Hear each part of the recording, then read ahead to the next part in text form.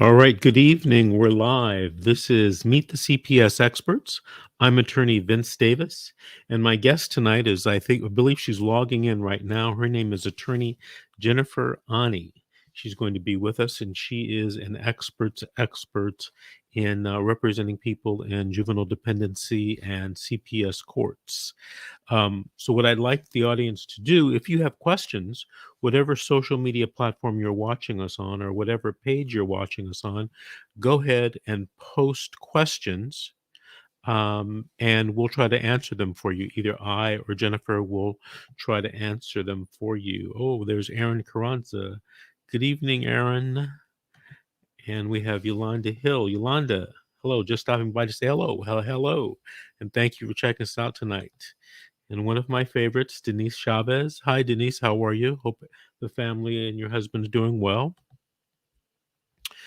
I'm wondering what is happening to Jennifer if she's logging in. While we're waiting for her, does anybody have any questions they want to post? They want me to answer this evening. Okay, here's a question from Aaron Carranza. Aaron says, "Why is it a bad idea to do a GoFundMe to pay for an attorney?" I don't necessarily think it's a bad idea. The problem is you, from what I've seen, you don't get a lot of traction. It's probably not something that where you're going to raise a lot of money.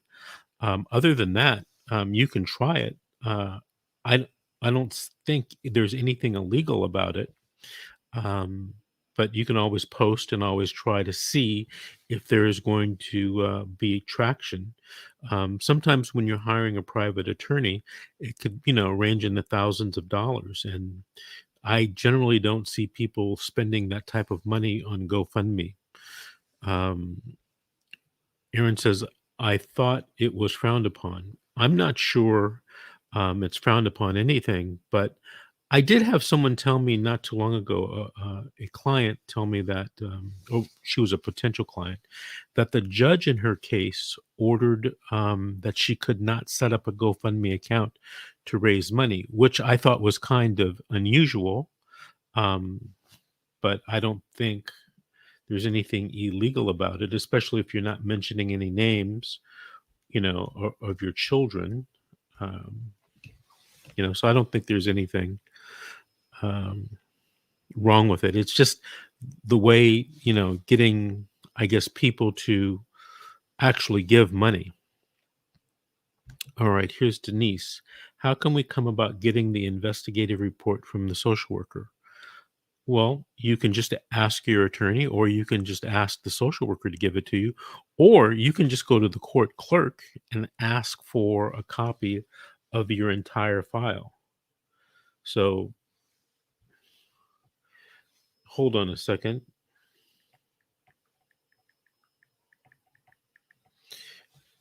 My guest was telling me she had some difficulties. All right, let's go to another question. Oh, there she is. She's here. Jennifer, you're here. Hi. Good That was evening. difficult. How Good are evening. you? How are you? I'm doing fine. How was your day today? It was very good. Relaxing. Relax. All the courts were closed today, huh? They were. Okay. Listen, our audience probably doesn't know you. And you were at one time based in Northern California. Correct. And now you're doing cases all over California with me and my law firm.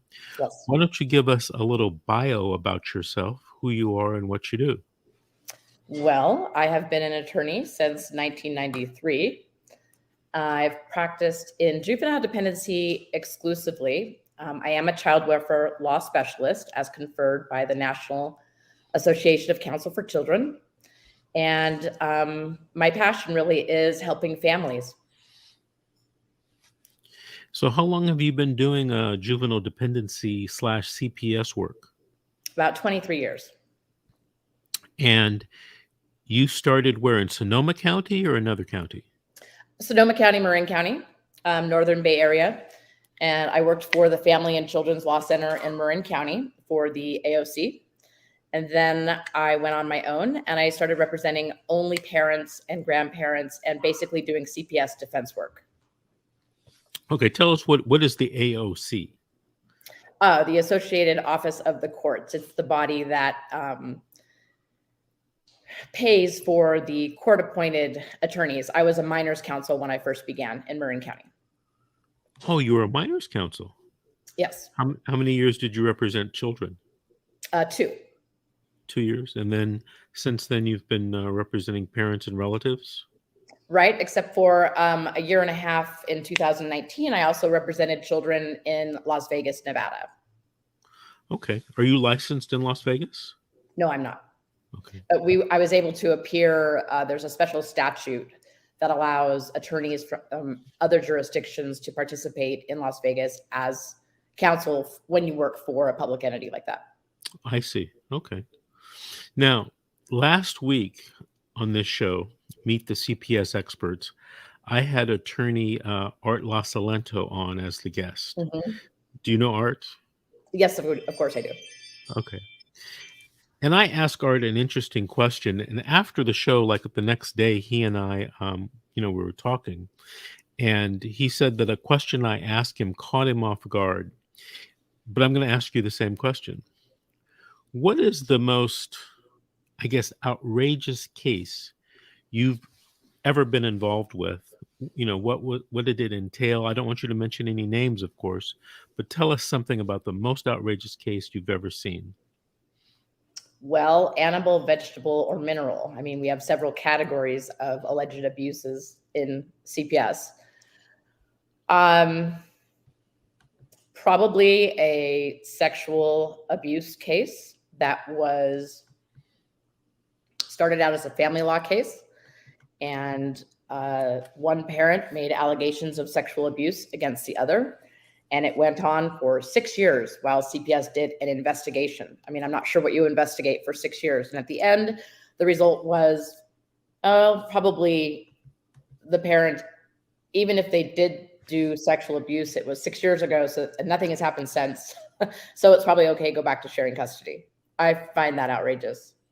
6 years? A 6 case was years. open for 6 years? 6 years. Is that statutorily possible? No, but again, as I said, it started out in family court. Oh, I see. Okay. Right. I don't think I've ever told this story on any interview or show that I've been on, but many years ago, when I was a court-appointed attorney, we're talking about maybe 25 years ago, I was appointed to represent a gentleman who allegedly was a Mexican mafia member. And he had been accused of sexually abusing his 4 or 5-year-old daughter. And he swore, and at the time he was in custody, and he swore to me up and down that, he didn't do it. But, the girl was allegedly willing to testify. When the case finally went to trial, I thought, well, I have nothing to lose. So I'm just going to go all out and, cross-examine this young lady. Now, these days, they try to protect children from testifying in, these types of trials sometimes. I don't know if you ever get it, but I get it all the time. I want to call the minor as, the alleged victim or the alleged witness as a witness in the trial and to cross-examine that person. And they, are hesitant. And they make motions to keep the child off the stand for many different reasons. Well, back then, there was no such rule. And most of the judges were like, well, if somebody's making an accusation, there's that constitutional right to cross-examine. Anyway, so I cross-examined this young lady. And during the cross-examination, she says to me, well, that's what my grandmother said. And so I explored that deeper and deeper. And this was the maternal grandmother. He, of course, is the father. And of course, they blamed him for the demise of their daughter who was on drugs and, basically, but they weren't going to let this happen to the granddaughter. and let him raise the granddaughter. Well, during the cross-examination, I asked a question. And this is, I felt it was like one of those things like, do I go for this or do I not go for it? And I asked the girl, I said, well, and I'm pointing at the judge, and we're in chambers, by the way, he touched you too. Isn't that true? And she looked at him and she said, yeah, he touched me. And then there was another male attorney in the room. And I pointed to him and I said, he touched you too, didn't he? And she said, yes, he did. And at this point, the judge says to me, stop, we're going to excuse this witness. And I think that I'm going to get, basically reamed for doing what I did, because it was kind of a stunt, really, if you think about it. But after we continued, the girl confessed that her grandmother told her to say all these things so that she could continue living with the grandmother. And if I recall correctly, the grandmother was employed by law enforcement. And as the story came out, this was a way to get rid of my client, to put him in jail where he, quote, belonged as a gang member, to get him away from the mother and to get custody of the grandchild. What a perfect plan.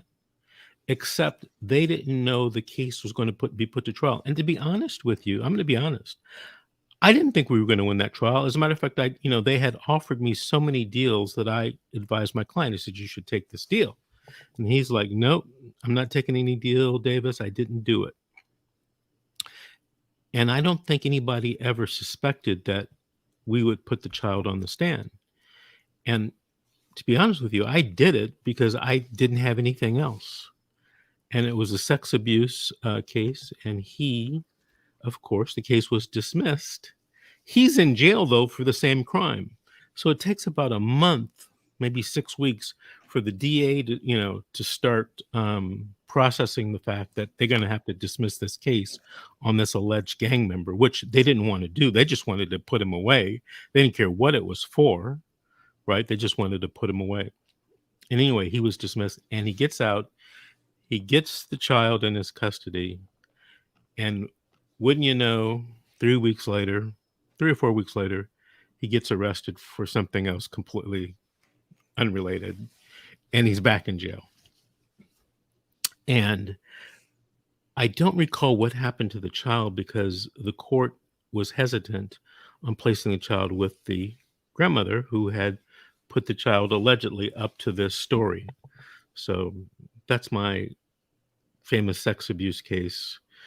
But nowadays, if I had that case and I called the child as a witness, they probably wouldn't let me call her. What do you think? No, I don't think that they would. And I'm running into that problem in a couple cases that I have right now. I'm going to have to put the child on because the allegations are coming from the child. And I'm not sure how the court's going to react. I know that a few judges in Monterey Park will allow it in chambers. I've done that a few times, but this is a San Bernardino case. I'm not quite sure how I'm going to get around that because and I don't think it's constitutional in any way, but the going trend is to just deny a request to interview the child or to put her on the stand, him or her. What do you think about that? The alleged victim you can't call as a witness because they claim that the burden of having that child testify is worth more than protecting the rights of the parent. What do you think of that? Well, I think that is a wrong approach, and for the following reasons. First of all, it's not just the parents' rights. The parents have a right to have the child in their care and raise the child, but the child has a corollary right to be raised by the parents. So the family has a right to be together, and they shouldn't be separated without a really good reason. Those reasons need to be developed because exactly as your hypothetical or your case just said, there are times when children are coached. And that's got to be one of the most despicable things, I think, is coaching a child in a case like this. I don't know how those people sleep at night. you know, using this system for that type of a gain. And I think it happens quite a bit. It's depressing for sure. I think people do it, and because it's, the ends justify the means. And I'm not sure that our system is set up to really evaluate those types of issues because, I've talked to a lot of people in my career, like, I didn't do it, Mr. Davis. But a lot of times, I talk to people and I really get the feeling, hey, you're telling me the truth. Not that it's my job to determine who's telling the truth and not telling the truth, but sometimes people tell me things and, I'm flabbergasted. I'm not sure what we can do or what we should do. Right. I agree. The burden of proof in these cases is different than it is in a criminal case. And so many people don't understand that from the start. And, should it be beyond a reasonable doubt in these cases? The assumption is that err on the side of caution and the state's interest in protecting the child, outweighs having that significant of a burden. But I'd rather be in jail than have my child removed. So, I don't know. I think that parents should have more, rather stronger rights. They really don't have any rights at the trial level in dependency. Mm-hmm. Do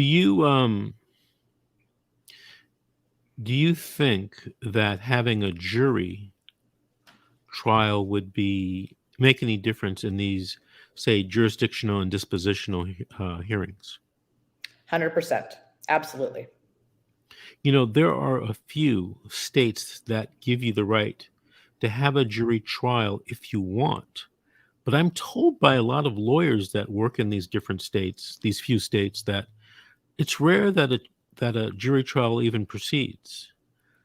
Mainly because if the state or the county believes they're going to have a jury trial, cases are resolved fast and, a lot easier. And Sure. if they don't, a lot of people are concerned that how is a jury going to react to an alleged, quote unquote, child abuser? Maybe you don't Well, want to have the jury do it. Maybe you do want to have a judge. and maybe you don't. As we know, these cases are individual and case by case, but I sure think it would be helpful, especially in cases of alleged neglect or some physical abuse, to have a jury of your peers decide if the facts alleged, number one, are true, and if true, if they constitute abuse. I want to ask you something. Let's assume that I'm a parent, okay? And I'm going to have my first hearing in a couple of days, a detention hearing. Arraignment detention hearing is the way they used to call them.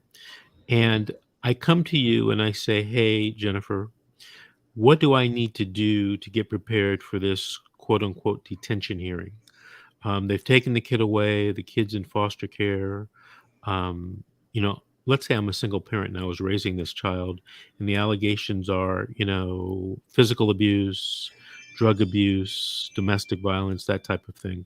What do you advise me to do and not do to get prepared for the detention hearing?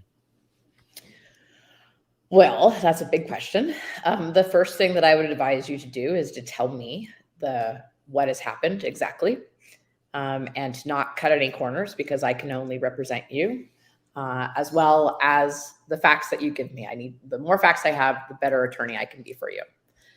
Second of all, if there are some things that constitute problems or an environment that maybe needs to be cleaned up a little, do that. Clean it up. If you've got a messy house, clean that up. If you have any or other issues, talk to me and we'll get a service in place to meet that issue, so that when we go into the detention hearing, we can let the court know that whatever issue might have been apparent at the time of removal has been resolved or abated today. And while that may not work at the detention, we would have the right to set a no time waiver jurisdiction contest, and within 2 weeks. At jurisdiction, if a parent has resolved the problems that led to the removal and there are no problems anymore, then the court has no basis to assume dependency or jurisdiction. Now, they do all the time, but in competent hands, that shouldn't happen. But what if I told you, Attorney Ani, I want you to guarantee that I get this child back at the detention hearing. What do I need to do? Well, I can't guarantee anything. We're dealing with the system and the courts do err on the side of caution. There's nothing that a parent can absolutely do to get their child back at detention. I mean, it's rare that a child is returned at detention. Yes, it happens, but only in those cases where there's really been a bad removal. All right. So we have a comment from Roxanne, and she says, what is a detention hearing? Well, Roxanne, in California, they call the very first hearing that you go to an arraignment detention hearing. So you tell the judge whether you admit or deny the allegations they filed against you, and then the judge has a hearing to decide where the child is going to stay pending the next court date. And usually the child is detained in like 99% of the cases, and that means the child's not in your custody. The child's in foster care or with a relative, something like that. But that's why they call it a detention hearing, because the child is detained from you. Now, Roxanne, you may not be in California, and your state might call it something different. I'm thinking some of the names they use, and I can't, my mind is going blank right now, but it's your very first hearing in a juvenile dependency court hearing. So, Jennifer, if go to the detention hearing and the child isn't returned to me, I'm heading towards my next hearing is what? The jurisdictional and dispositional hearing? Yes. Now, those should be bifurcated in most cases if you're litigating. Jurisdiction, well, there are three main hearings at the start of a dependency case. The detention, which is where the court looks at the case and says, okay, on its face, based upon what I see in front of me, there looks like there's a problem. Jurisdiction is where the court finds, yes, there are problems and defines what those problems are. And disposition is, what are we going to do about those problems? So those are the three stages at the beginning. And what would you say to me in my same hypothetical fact pattern? What do you think I should be doing to prepare for those hearings, the jurisdictional and dispositional hearing? Well, services are very important. And services meaning individual therapy, doing 90 days meetings for Alcoholics or Narcotics Anonymous, doing something to show the court that you've taken action to, they say, ameliorate, which means fix the problems that led to this removal. That's very important because the court looks at the parent as being cooperative, as having good prognosis for fixing their problems, and that the home is now safe or safer. So services are very important. It's also important to take your attorney with you to the jurisdictional interview. The social worker will meet with the parent or parents prior to the hearing. They have to write a report that's due 10 days in advance of the hearing, which as a practical matter is never provided that soon. And at the interview, the parent answers questions about the alleged instances. It's very important to have representation at that interview because the attorney can help mold your answers or the actual interview into a helpful event as opposed to a potential harmful event. What if I want to bring witnesses and show documents at the trial? How do I do that? Well, you've got to file them and serve them on all parties. And that means that you've got to get them into the court clerk's office. And there are procedures to do that. I think it's probably pretty daunting as a parent to do that on your own. Certainly attorneys can get that done for you.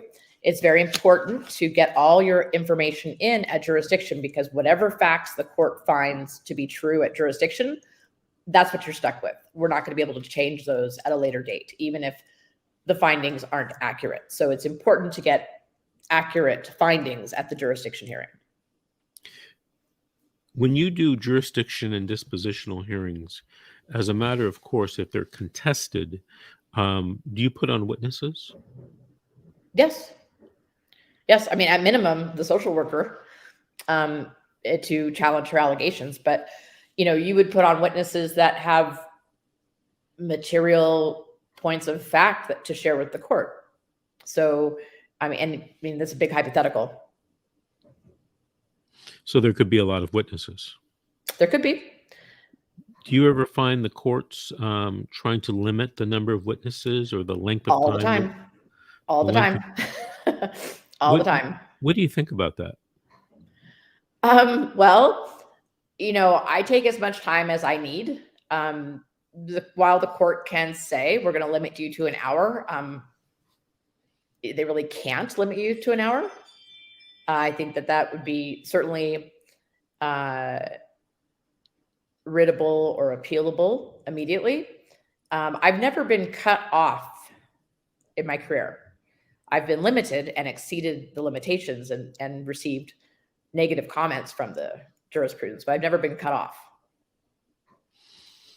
I have. And a particular hearing officer limited the number of witnesses and the length of time that I could examine a witness. I appealed it, and in an unpublished decision, the court was affirmed. It's incredible. It's incredible. What was the reasoning? It was more of the fact that, number one, judges have the power to control their courtrooms. That was one of the reasons. Number two, I think the court took the position, I can't remember exactly, but it was an immaterial error, if anything, right? And it was one of those things where, I got the impression, well, it must be true, right? And we're not going to waste time or judicial resources in allowing you to call, all the witnesses that you called, and then, take a substantial amount of time. I remember one of the witnesses I called was an expert, and I had to qualify them. And I think, the county objected, but I had to qualify, lay a foundation. And by the time I got through doing that, my time was up. So it was, I don't know, poor planning. So on that note, there's a good question in the chat right now regarding presumptive positive tests at a birth of a child. Denise Chavez asks, what if a mother was accused of being on drugs when she was given birth and had test results at the hospital that were presumptive positive, and later on the social worker was found to be fabricating evidence? The important thing about presumptive positive tests, which those are the dipstick tests. So, you give us urine sample and then a dipstick is put in it and it comes up positive or negative. Those are not forensic and are not allowed to be used in court. They're not forensic because of the number of false readings. So a court cannot accept those results, period. They have to be secondarily confirmed, which 98% of the time, a hospital isn't going to have the ability or even the thought to do. So that's an important thing for parents in that situation. And that does happen a lot. Have you been successful on objecting and keeping that type of evidence? Yes. Out? But I have backed it with a hair follicle sample. So, so that's going to go back 90 days. I always have a parent in that situation. I will always have a parent go get a hair follicle sample. And then with that tends to make the presumptive positive less relevant to the court, even though it's irrelevant as a matter of law. You can't unring a bell. What have you ever had a client that's told you, no, Jennifer, I'm not going to do a hair follicle? Sure. And what's your response? Okay. That's it. Well, I mean, again, you're giving me, I'm going to side with Art on this one. You're giving these big hypotheticals. Obviously, if the test is going to come up positive, I don't want the client to do the test. and I have them do the tests for me. So if they come back positive, we shred them. And if they come back negative, we'll use them. What about the argument that, hey, just because I tested positive doesn't make it jurisdictional or doesn't satisfy the substantial danger test? I find myself arguing sometimes, and a lot of times what I feel it's deaf ears. This isn't a strict liability standard, Right. It sure right? seems like it, though. Right. I know it's super frustrating, especially with cannabis, which is, arguably, you need to consider it the same as alcohol at this point. Both are legal to consume, and the issue is their conduct incompatible with parenthood? A parent can actually use whatever drug they want as long as there's no conduct incompatible with parenthood. That's supposed to be the law. But in practice, I agree with you. It seems like it's, like you blow up a building with dynamite, it's strict liability. And that's super frustrating. That happens a lot. And part of me wonders whether it's those time constraints that we're talking about, that the courts just sort of, rush through it and say, okay, you tested positive, therefore we're done with your case today. Well, I get that feeling all the time. Yeah. And if you tend to argue anything different, it's like, blah, blah, blah. Thank you, Mr. Davis. Right. So what I've done in a couple of cases recently is set them for no time waiver juris trials. And that has gotten the court's attention in San Bernardino. Monterey Park completely ignores the no time waiver law. Okay, you want a no time waiver? We'll give it to you in 40 days. No problem. That we don't have calendaring that comparts with the law. There are a couple cases. I don't know if they were published or not published, but out of Los Angeles County, that go back years, that ordered the court, to enforce that statute. No time waiver, meaning, you start what is it, 15 days, right? Yes. 15 court days. And I remember there was a case, and I wasn't involved with it, but I heard about it, where I think they got that order from the Court of Appeals or something. And then, there was just one witness called, per day, and it kept trailing. And then at some point, LA County, I don't know if they were made to do this by the Court of Appeals or they just decided to do it. They had something called long cause, whereas one or two judges, and all they did was trials. Like if you had a case that was going to trial and it's going to last more than a few hours or a whole day or 2 days, they'd send you to this long cause. I don't know if they still have that. Do they have that in LA County? Not where they send you to a different court. Trials are looked at as short cause and long cause somewhat.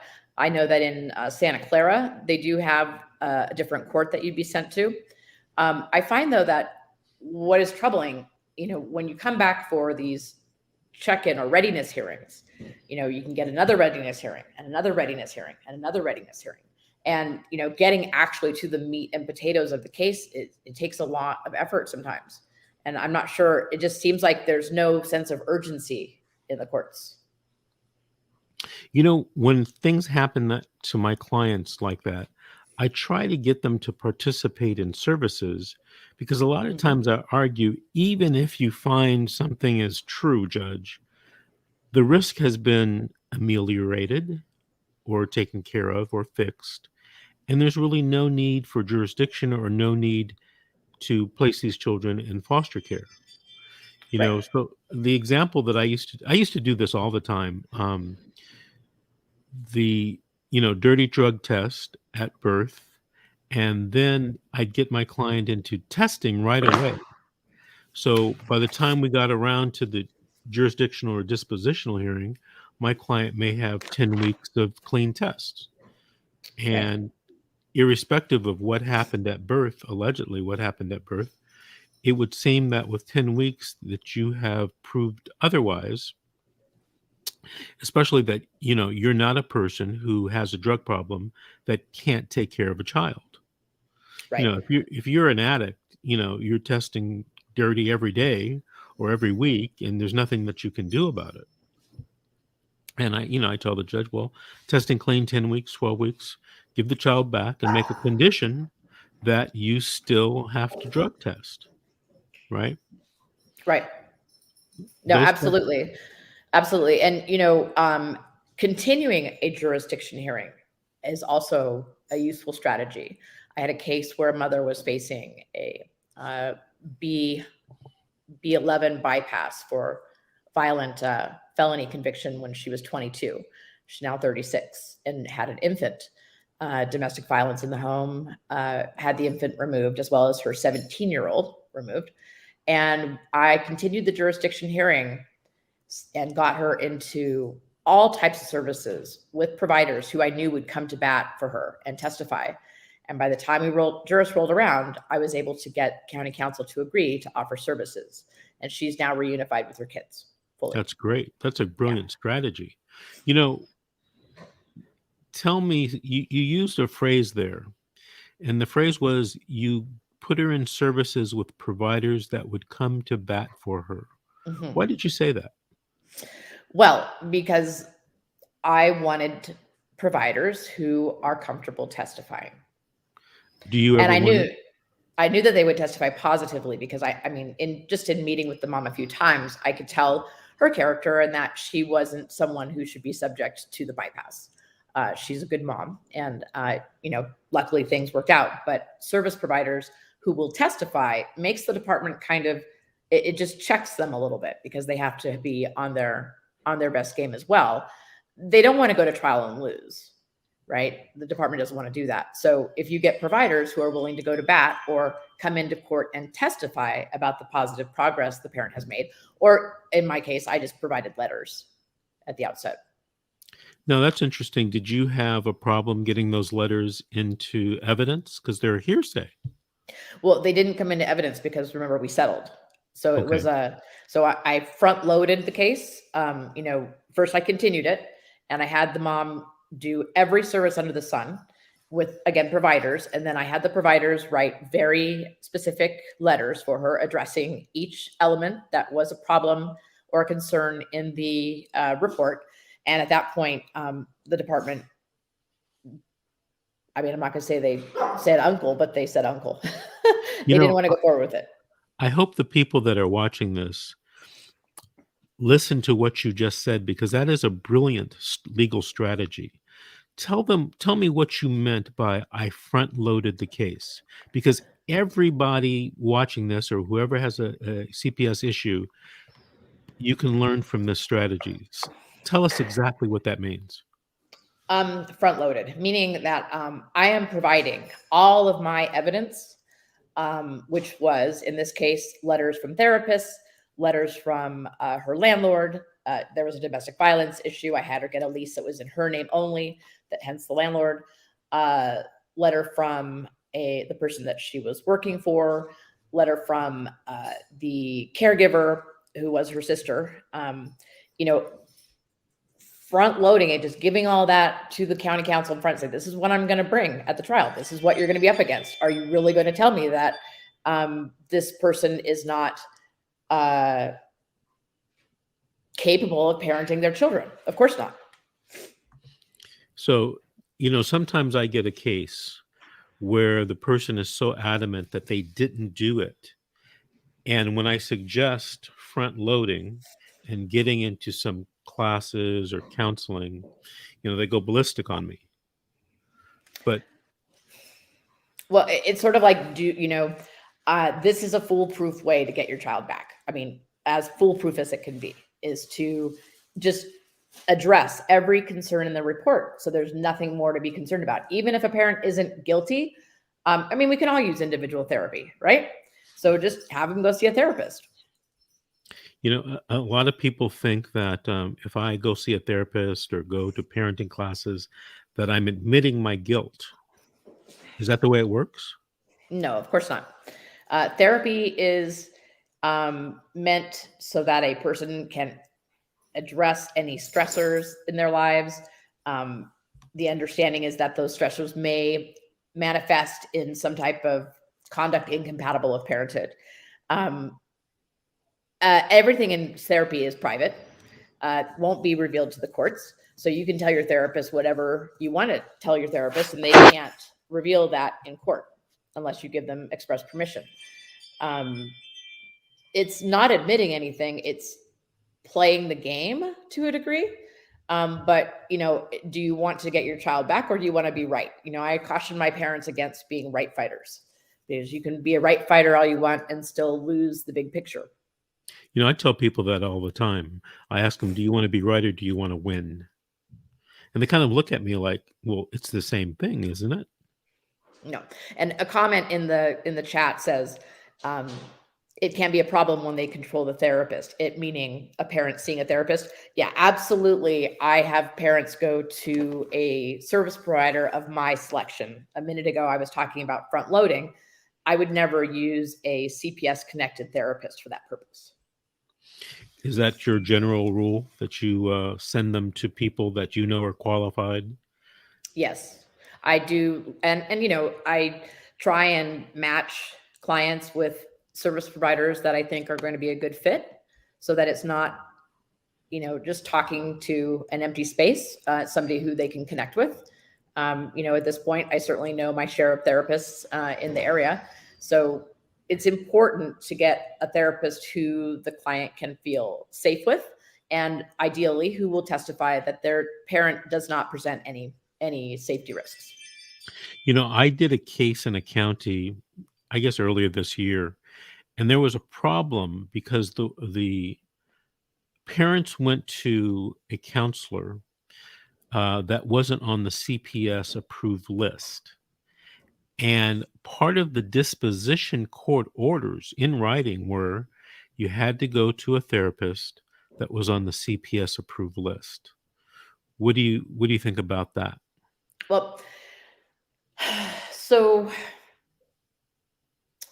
when they say it has to be an approved therapist, really what I choose to interpret that to mean is that it needs to be a qualified therapist. So I've never had a problem where they have rejected the therapist that I've selected.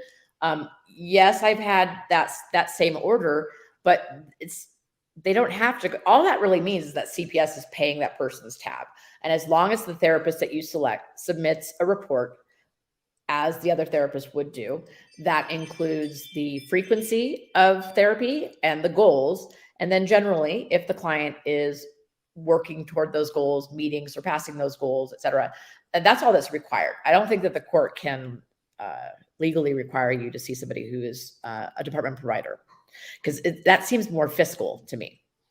Right. And a lot of times when a parent does go to a department provider that is paid by the department, I get the feeling a lot of times that they don't want to lose that paycheck and therefore feel a little pressured with, going along with the department party line. You ever find that to be the case or get that feeling? Just once or twice. Yeah. No, yeah. No, I mean, that's a big problem, and what the issue there is who is, is this the expert for the department?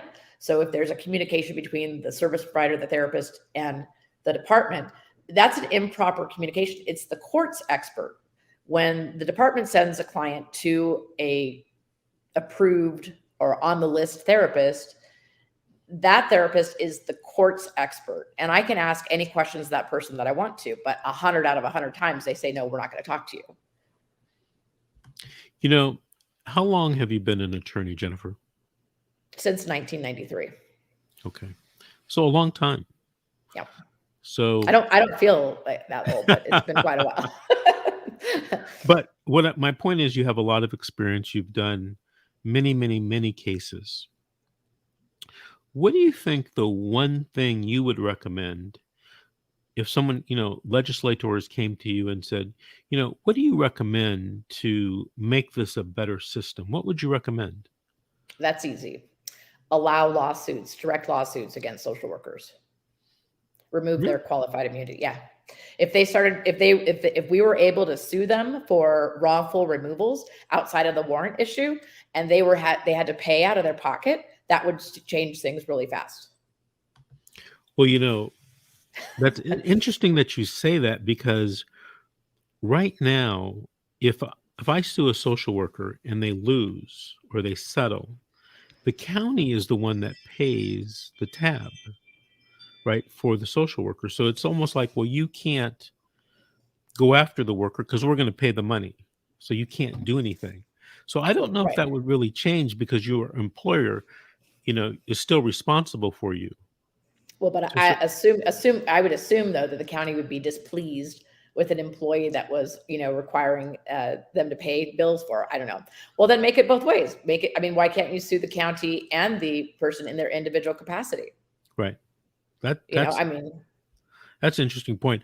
You know, you said something that's very interesting. You would assume that the county would have a problem with it, but remember, the county is spending your money, not theirs. yeah, it makes me sad as a taxpayer. That's for sure. Going into these cases, there's so much waste. So much waste.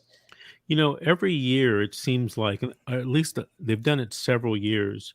The Times at the end of the year or the beginning of the year writes an article, Los Angeles Times, about all of the money, the millions and millions of dollars that are paid out for social worker cases and sheriff cases. And the reason why they write this article is because they keep asking, when is the county going to do something Mm. to fix these problems? Obviously, there's an issue, there's a problem, there's a way of the county, certain people do things, and, there's nobody there to check it or correct it. And what the Times wants to know is, well, why isn't the county government requiring sheriffs to change or social workers to change? And one of the reasons is because, these organizations are old and entrenched. And it's not easy to go down into the any field office and tell a social worker, well, you have to change the way you've been doing things the past 20 years.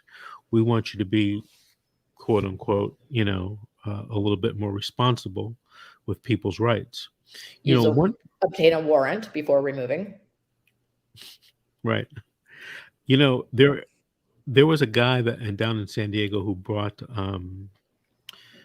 a lawsuit about that issue, and Mm. I think the county promised, in the future they would do that, but they still occasionally go ahead and, detain a child without a warrant, and then try to rely on some type of emergency situation in the future. But here's one of the things that somebody, that watches this show said last week. They would require social workers to wear body cams. Absolutely. What do you think of That would that? be amazing. That would be amazing. That would be amazing. So, everything's videotaped and audio taped. And we should allow, I mean, now the issue of a parent taping that sort of a situation when it's going down, right? That's a hot area. I think parents should be able to do that. And I tell my clients to put a sign in their window that says this premises is under surveillance. Then they know when they go in that they'll be under surveillance. There was some legislation in California that allowed people to tape with their tape any videotape or audio tape any interaction with a social worker without warning the social worker that he or she was being taped. And that bill went Yeah. down Yeah, I'm into familiar with the that. I think Tim Donnelly was involved in that. That I don't know why though. Why wouldn't they want to be taped? What's the problem? Really, right? money, money, money. Because if they're really doing crazy things as these parents allege, it's going to be all on tape. There's And no it's going to be doubt hard. they're doing crazy things. There's no doubt in my mind. I mean, and as you know, Vince, we hear some crazy stories, but there's no doubt, there's no question that I'd say 90% of the parents are telling me 100% truth. I mean, social workers act with impunity. They really don't have limits, and very few are ever corrected. by their supervisor or otherwise. I mean, they don't have any consequences. Right. They don't have any consequences, and that's the problem. Because even if they are sued and they lose, the county pays the bill. So it really Right. didn't matter, you know. And, you know, there was a famous case in Orange County, and one of the guys that's a guru in this area, Sean McMillan, in civil rights cases, and he's from San Diego if you guys are trying to contact him.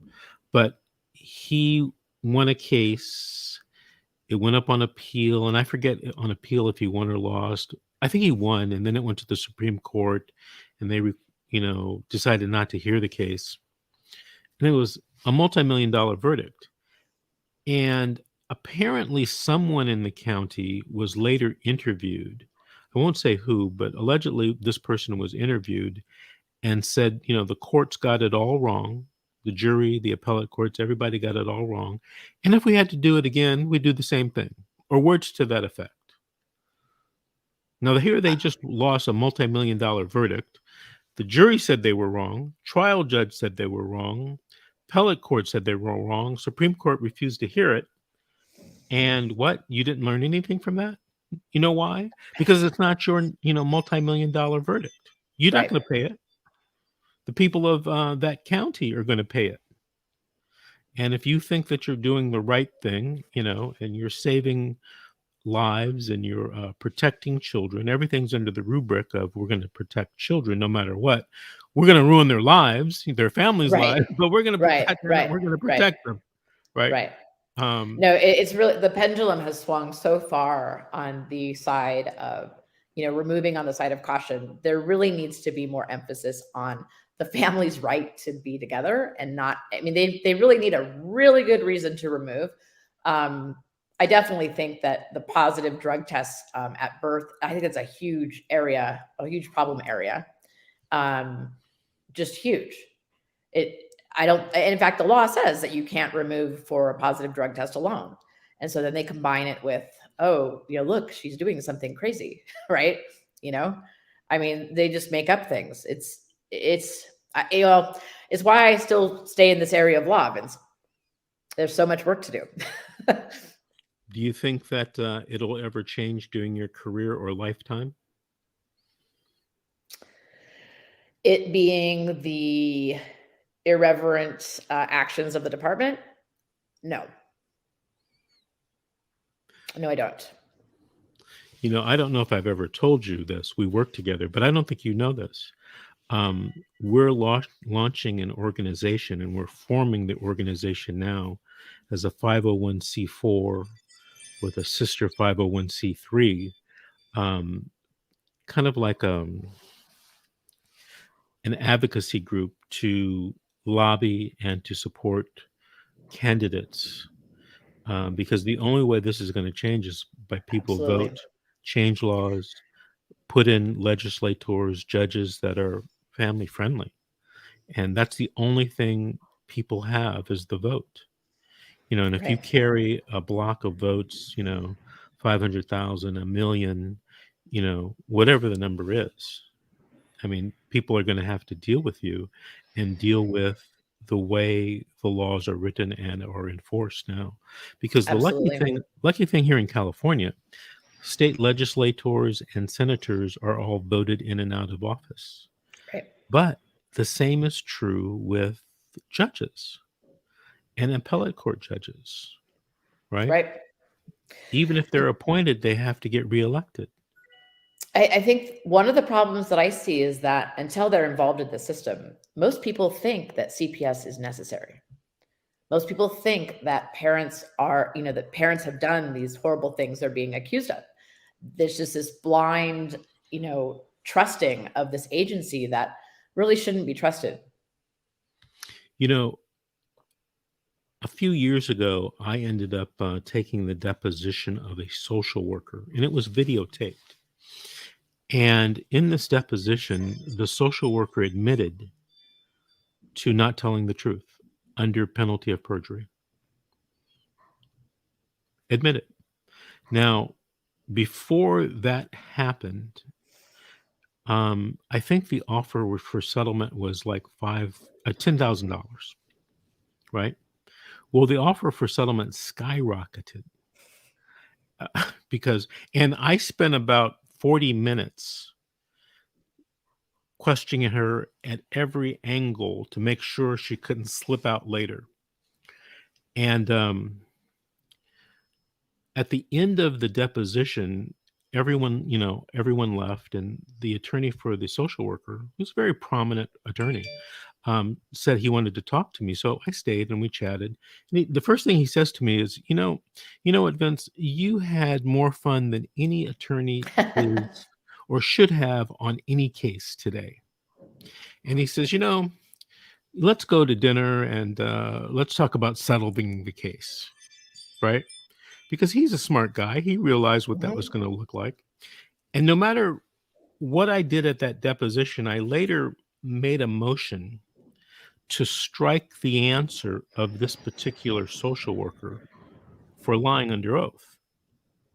That motion was pending, but they did file an opposition.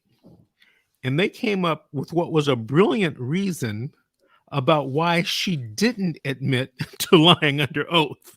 I mean, it was brilliant. But, it was like, okay, is the judge really going to buy this?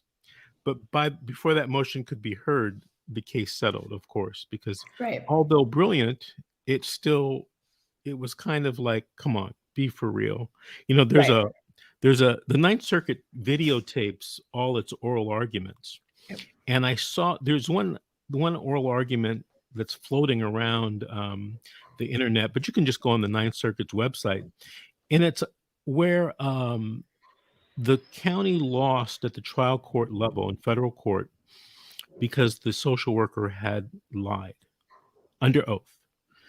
And the defense attorney sent this it seemed like she was young, attorney to argue that a lying social worker should have immunity, for everything else. And the judges, who are all conservative judges, I think they were more outraged than the other side.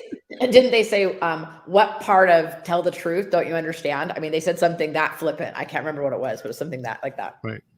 But this just goes to show you how far the county will try to press something to give them the ultimate advantage. Our workers can go to court and lie, and they shouldn't be held accountable.